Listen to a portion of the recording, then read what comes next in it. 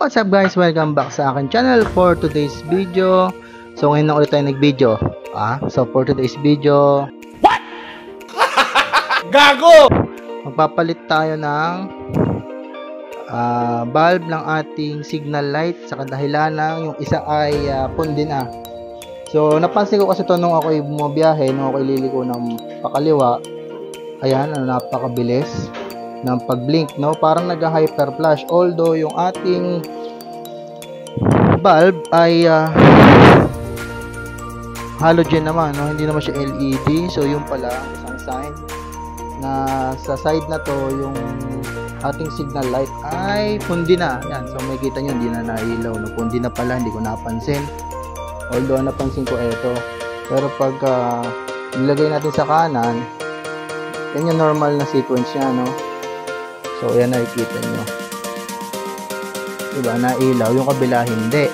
At mabagal yung kanyang pag-ilaw. Yung kanyang sequence ba, guys? is mabagal. So, pag nilagay natin sa pakaliwa, ayan, o, nabilis. And, yan, kita nyo naman ang diferensya, diba? Ang bilis, kumpara kanina. Pero, pagka hinasad light natin, same siya, tapos biglang yan, yung normal na ilaw. Yan, so ngayon papalitan na natin yung ating signal light ng LED.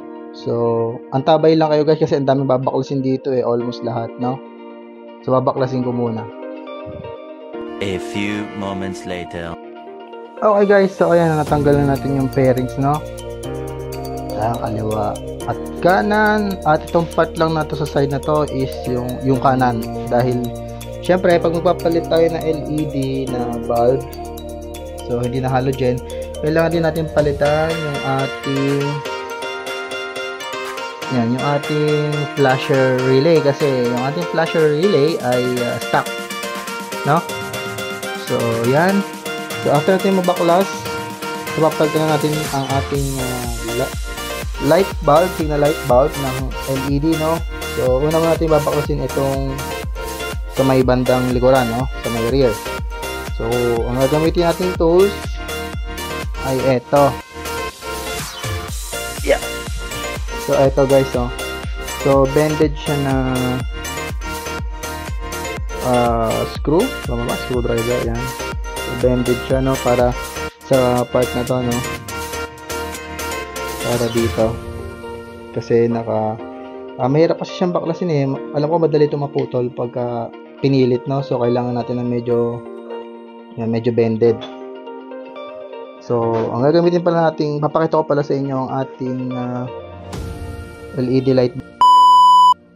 So ayan guys, no? So ayan yung ating LED light bulb na ipapalit sa ating stock na bulb, no? So ayan, babaklasin muna natin.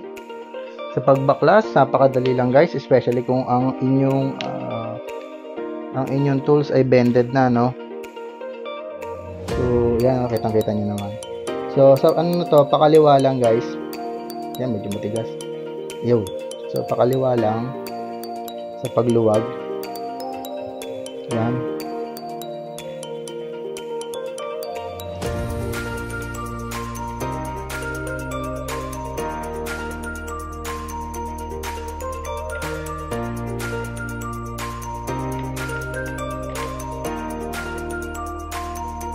So, tatanggalin mo lang yung screw na yan. So, pag natanggalin natin itong screw na to, no? Lagyan mo natin dyan. Uhugutin mo lang yan, dahan-dahan. Ito nyo gumagalaw. Yo! So, bubunot na siya guys, no? So, kita nyo, ito yung ng ating light bulb. Parang socket. After natin matanggal yan, so, pipihitin lang tayo dyan. So, alam ko pakaliwa, ayun, pakaliwa, sabay yan, sabay hugot nito. Ganun lang kadali ang pagbaklas, no? So, makikita nyo naman dito, merong parang medyo malabo rotation instruction kung paano siya ibalik, no? So, uhugutin lang natin ng ganyan yung ating light bulb, yan. So, papalitan na natin ng panibago. So, A few moments later. Okay, so ayan na, ipasok na natin yung ating LED bulb, no? So after, no, babalik natin. Ipapasok lang natin to. Yan, tapos ipihitin natin pa kaliwa, pa kanan.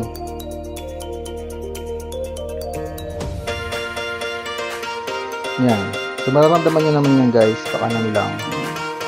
Yan yung ating LED bulb. Then papabalik na natin. Yan, sabay i-screwhan na natin, no? Ulit.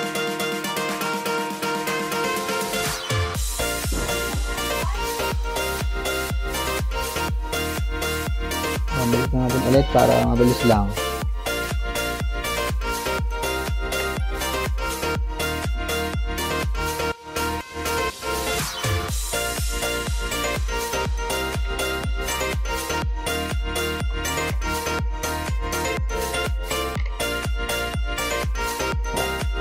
So, gagawin ko rin yan sa kabila. Same lang naman ang procedure, no? So, wait na kayo guys.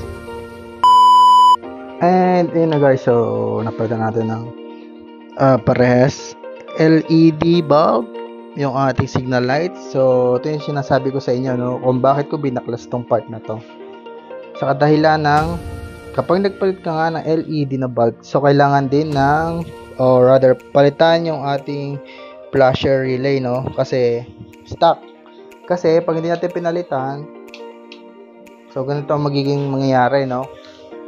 Yan. So hyper flash ang ating LED bulb. Kasi nga yung ating flasher relay doon ay stock. So papalitan muna natin yan. Meanwhile, okay guys, so ito yung ating stock na flasher relay. So medyo malabo lang yung ating video, no? So yan. So babaklasin lang natin yan gamit tong hook.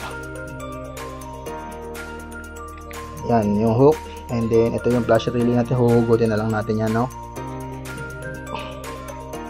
So, ang itsura ng stock ng flasher relay ng Sniper version 2, Sniper 150 version 2 ay, yeah, so ganito ang itsura guys, no?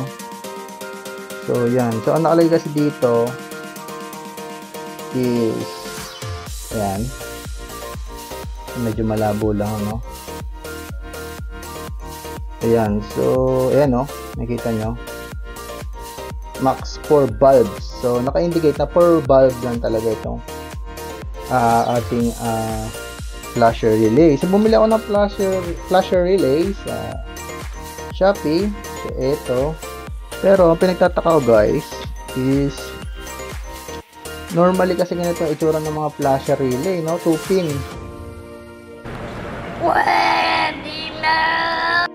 Yan. So, kitang-kita nyo naman pinagkaiba, no? So, hindi ko alam sa ibang vlogger kung sila ba ay nagpa-rewire, i-convert ng ganito. Kasi ang stock ay ganito pala, no? Kita nyo naman, ang stock ay ganon. Ito ang aftermarket, no? Hindi ko alam kung nagpa-rewire sila. Hindi nila sinabi sa kanilang mga vlog since nag-research din muna ako, no? So, luckily, nakabili tayo ng adapter. Yan, ano. So, adapter ng flasher relay para hindi na tayo mag-rewiring since si Sniper 150 version 2 kasi maselan sa wiring, ano. So, ayan, kita na tama-tama naman, no. Itsura. Yan. So, kakabit lang natin siya. So, ano to, adapter to, parang sa wire ba, male and female. So, ayan, saktong-sakto guys, kita nyo naman. Ayan, saktong-sakto siya. Okay guys, so katulad ng sinabi ko kanina, no? So, ito ang aftermarket na flasher relay o yung tinatawag natin na electronic flasher relay sa kadahilan ng meron siyang adjustable knob or switch, hindi ko alam ang tawag dito, basta to yung may puti, no? Na nakalagay is 203. Yan. So ito naman yung ating stock na flasher relay na, well, naka-indicate lang talaga for bulb only. So ayan, kita nyo, ayan o, 10 watts max 4 bulbs. So ayan, ito yung stock ng ating Sniper 150 version 2. So katulad sabi ko kanina nung testing natin, so na-testing ko na, no. So ayan, ito yung ating pinaka connector, no. So i-click lang natin ganyan. Ayan. At maglalak na siya ng kusa. And then ito yung ating electronic flasher relay, o yung aftermarket flasher relay. So ikakabit lang natin, no. Yan, so ikakabit natin yan. So yan, ganun lang kadali, di ba? So ewan ko yung ibang vlogger, especially yung mga nag-vlog na ang motor is Sniper din, version 1 or version 2, kung sila ay nagpa-rewire pa ba or gumamit na ng ganito. Hindi kasi nila in-indicate, no. So at least may idea kayo guys dun sa mga Sniper 150 version 1 and 2 owner. Hindi ko lang alam sa version 3 na kung same pa rin tayo ng flasher relay na stock, but at least may idea kayo na may mabibilan ng ganito, or pwedeng kayo na lang din ang gumawa, no. Napaka-simple lang kaysa mag-rewire kayo, kasi ang alam ko si Yamaha, yung wiring niya, my own knowledge, is talagang maselan. So by the way, kinabit ko na rin dito yung ating LED bulb sa front, no. Napakadali lang guys, same lang ng procedure dito. So tignan na natin, no. So yan. So hazard muna tayo. Okay, gumagana. So yan. So hindi lang siya sabay, no. O sabay ba? Yan. So kaya siya tinawag na electronic flasher relay, kasi pwede natin bilisan yung kanyang pag-flash, no. Tulad na ito. Yan, mabagal. Pwedeng bilisan. Ito yung mabilis, guys. Naka-hazard tayo, guys, ha. Pero hindi ko inabit sa kabila. Ito lang, ha. So mabilis. Yan. So hihinaan natin ang pag-flash niya. Kaya siya talaga electronic flasher relay. Kita nyo naman ng yun, no? Para na tayong Christmas light. So babagalan natin yung normal or yung pinakamabagal. Yan. So yung katamtaman, yan, kita nyo naman. So yun, ganoon kadali ang magpalit ng LED na